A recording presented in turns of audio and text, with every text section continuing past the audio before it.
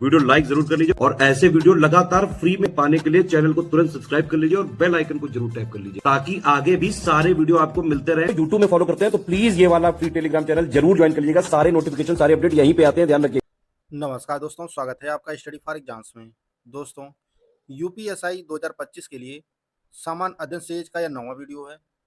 8 video पहले आ चुका है और उसके लिए प्लेलिस्ट बना दिया गया है। अगर आपने वो वीडियो नहीं देखा है तो प्लेलिस्ट को फॉलो करके सभी वीडियो देख लीजिएगा। आप सभी को पता है कि इस सीरीज में कुल 25 क्वेश्चन होते हैं और ये क्वेश्चन सामान्य ज्ञान और संविधान से संबंधित होते हैं। तो आइए वीडियो शुरू करते हैं और देखते हैं आज का पहला प्रश्न। पहला प्रश्न है, अवध के नवाब आसफुद्दौला ने लखनऊ में बड़ा इमाम बाड़ा का निर्माण कब कराया था? 4 ऑप्शन दिया गया है, 1784, 1786, 1888, 1795। तो इसका सही आंसर 1784 में इसका निर्माण जो है कराया गया था, लखनऊ में बड़ा इमाम बाड़ा का। और किसके द्वारा कराया गया था? अवध के नवाब आसफुद्दौला के द्वारा। इसका ऑप्शन ए सही है। बढ़ते अगले क्वेश्चन की तरफ। अगला क्वेश्चन है, हम्पी का विरूपाक्ष मंदिर किस नदी के तट पर स्थित है? तुंगभद्रा, कृष्णा, गोदावरी, हुगली। तो इसका सही आंसर आपका ऑप्शन ए है। विरूपाक्ष मंदिर जो हम्पी में स्थित है, हम्पी कर्नाटक में स्थित है, यह तुंगभद्रा नदी के किनारे स्थित है और यह मंदिर जो है भगवान शिव को समर्पित है। और इसका निर्माण जो है वह देवराय द्वितीय के शासनकाल में कराया गया था और 1986 में यूनेस्को की विश्व धरोहर स्थल में की सूची में जो है इसे शामिल किया गया था 1986 में। तो इसका ऑप्शन ए सही है।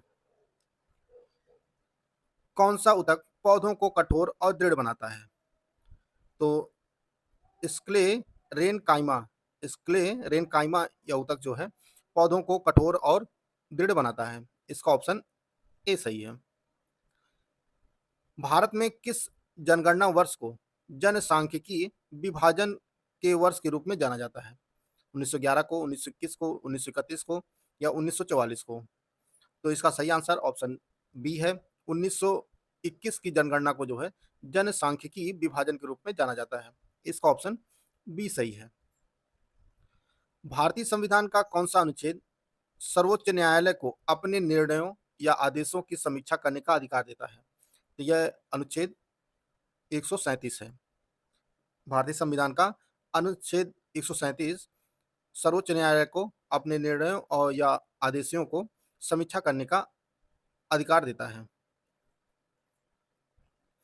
हाल ही में उत्तर प्रदेश के किस जिले में कच्चे तेल के भंडार की खोज की गई है? तो यह खोज जो है बलिया जिले में की गई है ओएनजीसी के द्वारा।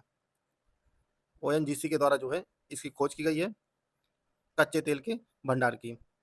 इसका ऑप्शन बी सही है। निम्नांकित में किसका सुमेल सही नहीं है?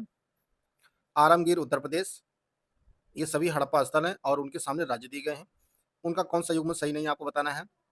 आलमगीर उत्तर प्रदेश, लोथल गुजरात, कालीबंगा हरियाणा और रोपड़ पंजाब। तो इसका जो सही आंसर है वह आपका ऑप्शन सी है। कालीबंगा जो है यह हरियाणा में नहीं, यह राजस्थान के हनुमानगढ़ में स्थित है। राजस्थान के हनुमानगढ़ जिले में स्थित है कालीबंगा। बाकी तीनों जो है सही है। आलमगीरपुर यह उत्तर प्रदेश में स्थित है, लोथल गुजरात में और रोपड़ पंजाब में। किस वर्ष से बजट पेश करने की परंपरा 1 फरवरी से शुरू की गई? जो बजट पेश किया जाता है किस वर्ष से जो है वह 1 फरवरी से पेश किया जा रहा है? तो यह इसकी शुरुआत 2017 से हुई। पहले यह 28 फरवरी को पेश किया जाता था।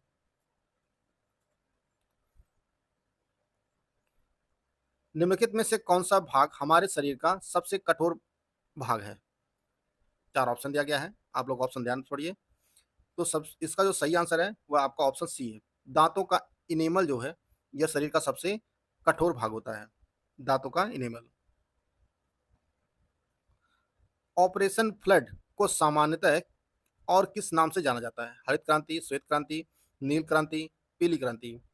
तो ऑपरेशन फ्लड को सामान्य रूप से जो है वह श्वेत क्रांति के नाम से जाना जाता है और इस क्रांति के अंतर्गत दुग्ध उत्पादन को बढ़ावा देना था और इसकी शुरुआत भारत में 1970 में हुई थी। 1970 में। इसका ऑप्शन बी सही है। निम्नलिखित निम्नलिखित किस फसल में नील हरित शैवाल मुख्यतः जैव उर्वरक के रूप में प्रयुक्त होते हैं? धान, चना, सरसों, गेहूं।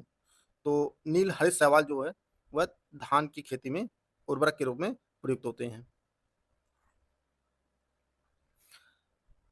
भारतीय संविधान के किस भाग में संशोधन की प्रक्रिया का उल्लेख किया गया है? तो यह भाग 20 में अनुच्छेद 368 है। जो संविधान में संशोधन किया जाता है वह 368 के अंतर्गत किया जाता है। तो इसका ऑप्शन जो है वह सी सही है, भाग 20।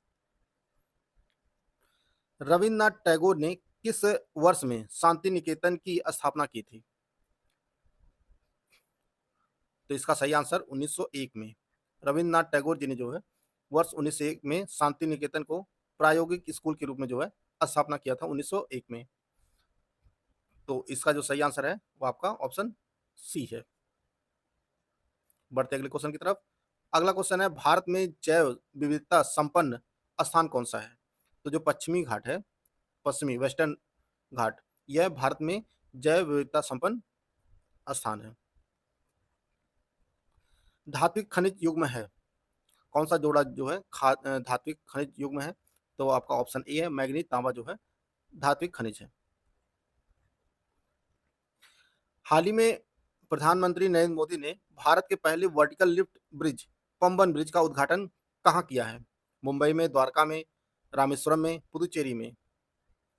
तो इसका सही आंसर है आपका ऑप्शन सी, तमिलनाडु के रामेश्वरम में जो है पंबन ब्रिज का उद्घाटन किया गया है और यह भारत का पहला वर्टिकल लिफ्ट ब्रिज है। इसका ऑप्शन सी सही है। हाल ही में पीएम नरेंद्र मोदी को किस देश ने अपने सर्वोच्च नागरिक सम्मान मित्र भूषण से सम्मानित किया है? तो यह सम्मान जो है श्रीलंका से मिला है पीएम नरेंद्र मोदी को। निम्नलिखित में से कौन सा युग्म सही सम्मिलित नहीं है? 4 राष्ट्रीय उद्यान दिए गए हैं और उनके साथ जो है राज्य या केंद्रशासित प्रदेश दिए गए हैं। उनका कौन सा युग्म सही नहीं आपको बताना है? अंशी राष्ट्रीय उद्यान कर्नाटक, बाल पक्रम राष्ट्रीय उद्यान मेघालय, चंदोली राष्ट्रीय उद्यान गुजरात, हेमिस राष्ट्रीय उद्यान लद्दाख। तो इसका सही जो युग्म नहीं है वो आपका ऑप्शन सी है, चंदोली राष्ट्रीय उद्यान। यह गुजरात में नहीं, यह महाराष्ट्र में स्थित है, महाराष्ट्र में। अंशी राष्ट्रीय उद्यान कर्नाटक में है, बाल पक्रम यह मेघालय में है और हेमिस राष्ट्रीय उद्यान यह लद्दाख में है।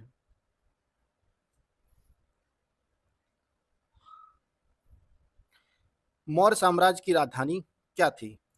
मौर्य साम्राज्य की जो राजधानी थी वह पाटलिपुत्र थी, जो वर्तमान में पटना है। दोस्तों, अगर आप इलाहाबाद हाईकोर्ट आरओ एपीएस की कंप्लीट तैयारी करना चाहते हैं तो आप हमारे complete study material and recorded classes वाले बैच से जुड़ सकते हैं। इसमें आपको बिल्कुल बेसिक से तैयारी कराई जाएगी, एग्जाम ओरिएंटेड सिलेक्शन मटेरियल दिया जाएगा, fresh new recorded video classes दी जाएंगी, पूरा नोट्स प्रोवाइड किया जाएगा। सब कुछ जो है आपको एक जगह में मिलेगा। करना क्या, आपको ज्ञान सर एजुकेशन ऐप को इंस्टॉल करना है और उसमें कूपन कोड यूज करना है ज्ञान सर। यह कूपन कोड यूज करेंगे तो इसकी जो रियल फीस है वह 3199 रुपए है, लेकिन ज्ञान सर कूपन कोड यूज करेंगे तो आपको 50% का डिस्काउंट मिल जाएगा और यह फीस आपको सिर्फ और सिर्फ 1599 रुपए में मिल जाएगी। यह बैच से जुड़कर जो है आप अपनी तैयारी को बेहतर कर सकते हैं। पौधों में जाइलम मुख्य रूप से किसके लिए जिम्मेदार होता है? भोजन का परिवहन, अमीनो अम्ल का परिवहन, पानी का परिवहन, ऑक्सीजन का परिवहन। तो इसका सही आंसर है वो आपका ऑप्शन सी है। जाइलम का जो मुख्य कार्य होता है वह जड़ से तनों और पत्तियों तक जल में घुले खनिजों को परिवहन करने का काम होता है इसका जाइलम का। फ्लोएम का काम होता है पत्तियों द्वारा बनाए गए भोजन को पौधे के अन्य भाग में जो है पहुंचाना, फ्लोएम का काम होता है। इसका ऑप्शन सी सही है। विश्व टीबी दिवस 2025 किस दिन मनाया गया? यह 24 मार्च को मनाया गया और 2025 को जो थीम थी वह yes we can end TB, यह जो है 2025 की थीम है। निम्नलिखित में से कौन सा भारतीय राज्य नेपाल के साथ अपनी सीमा को साझा नहीं करता है? पश्चिम बंगाल, सिक्किम, उत्तराखंड, असम। तो साझा नहीं करता है वो आपका असम राज्य जो है वह नेपाल के साथ सीमा साझा नहीं करता है। 5 राज्य हैं जो नेपाल के साथ सीमा साझा करते हैं। कौन कौन से हैं?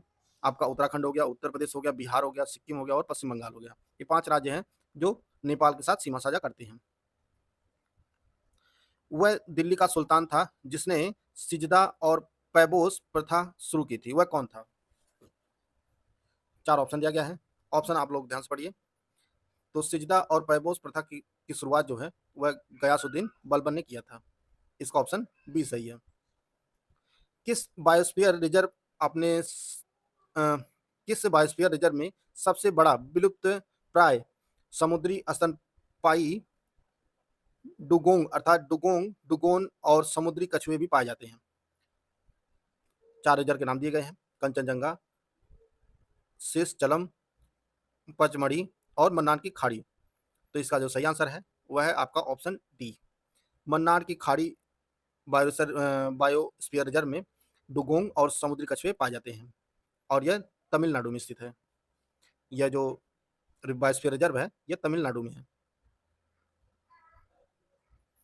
तमिलनाडु में।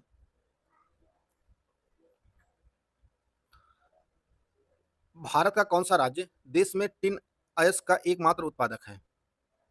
उड़ीसा, मध्य प्रदेश, छत्तीसगढ़, बिहार। तो इसका सही आंसर आपका ऑप्शन सी है। टिन अयस्क का जो मुख्य उत्पादक राज्य है वो आपका छत्तीसगढ़ है। तो इसका ऑप्शन सी सही है। तो दोस्तों यह कुछ महत्वपूर्ण प्रश्नोत्तरी थी जो आपके एग्जाम के लिए इंपॉर्टेंट था।